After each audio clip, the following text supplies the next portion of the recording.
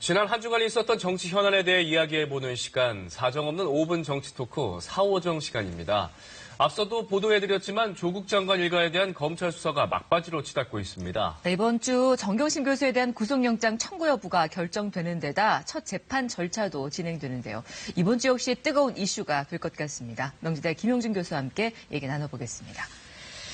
네, 교수님, 아무래도 이번 주 정경심 교수 영장 청구 여부가 관심사죠. 어떻게 보시나요? 최대 관심적인 사항이라고 보고요. 지금 많은 국민들은 이제 신속하게 빨리 이 수사가 마무리돼서 가부간의 결정, 대통령도 조국 장관과 관련돼서 사법적 절차에 따라서 결정하겠다고 분명히 얘기를 했기 때문에 그 사법적 절차의 시작은 바로 정경심 교수가 과연 영장이 청구가 되느냐 안 되느냐에 걸렸기 때문에 아마 빠른 신속 그리고 국민들이 바라보는 이러한 모든 것이 좀 제대로 다 해결될 수 있는 그런 한 주가 됐으면 좋지 않겠나 생각을 좀 합니다. 네.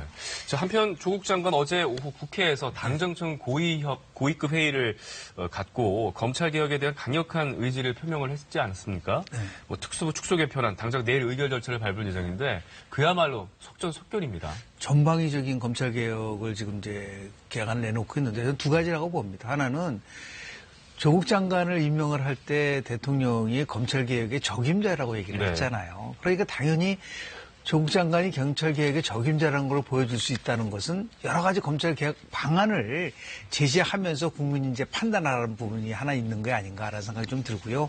또 정치적으로 판단해 본다면 조국 장관 퇴진의 명분을 쌓기 위한 것이 아니냐. 그러니까 검찰개혁이 완수가 되면 자연스럽게 조국 장관의 거취와 관련된 게 뭐 정치권에서 또 여권에서 있지 않을까. 그런 면에서 봤을 때 12일 날 서초동 촛불 집회, 13일 날 당정청 회의, 그리고 15일 국무회의 의결. 이것이 아주 정광석처럼 일어난다고 한다면 검찰개혁의 완수를 통해서 뭔가 좀 새로운 전환점을 만들기 위한 수순이 아닌가 생각이 좀 듭니다. 네.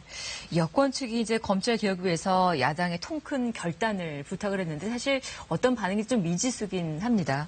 검찰개혁에 대한 야당 측 입장 어떻게 보시나요? 쉽지는 않죠. 왜냐하면 지금 뭐 야당 입장에서 보는 이 검찰개혁 자체가 조국 장관 수사에 대한 압박이 아니냐라는 걸 강조하고 있고요. 그런 의미에서 이거는 결국은 가짜 검찰개혁이다라고 주장을 많이 하고 있고요.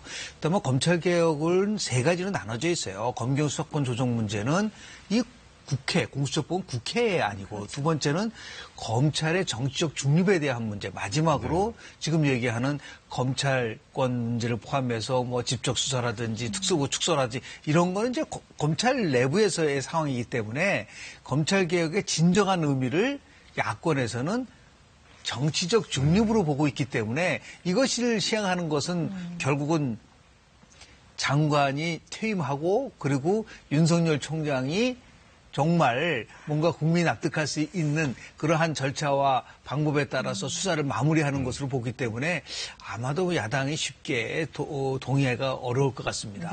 네. 자, 지난주 또 논란거리 중에 하나가 아주 뜨거운 이슈였어요. 자산관리인 김경록 씨의 인터뷰 녹취록이었는데 이 녹취록을 두고 유시민 이사장하고 또 저희 KBS 양반강의 공방이 오가기도 했습니다. 뭐 결국 이제 양측 다 전문을 공개를 했는데요. 네. 어떻게 보십니까? 좀 논란이 해소됐다고 보시는지요? 논란 문제를 떠나서 좀 부적절했다고 저는 봐요. 우선 왜냐하면 지금 내용을 보면은 일단 120분짜리를 뭐 한 20분으로 이렇게 축소하는 과정 속에서 증거인멸이 있었다는 부분들이 빠져서 나오다 보니까 이제 의혹을 받았거든요. 그러니까 아마도 유시민 이사장 입장에서 봤을 때는 이제 정경심 교수가 피자가 아니라 피해자라고 일단 프레임을 전환시키려고 그러는 것 같아요.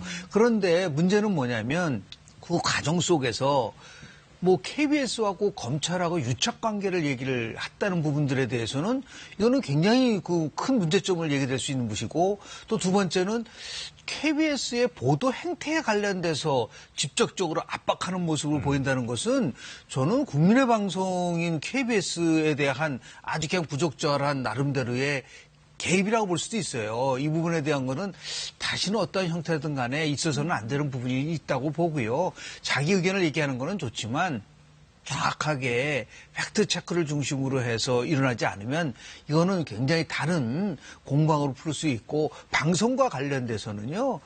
특정 개인이 방송에 대해서 이래라 저래라 얘기한다는 거는 방송법 위반의 요소도 있을 수 있어요. 그러니까 굉장히 신중을 저는 기했어야 된다라는 생각을 좀 합니다. 네, 오늘 사우정 지난 한 주 정치 현안에 대해 짚어봤네요. 고맙습니다. 네, 고맙습니다.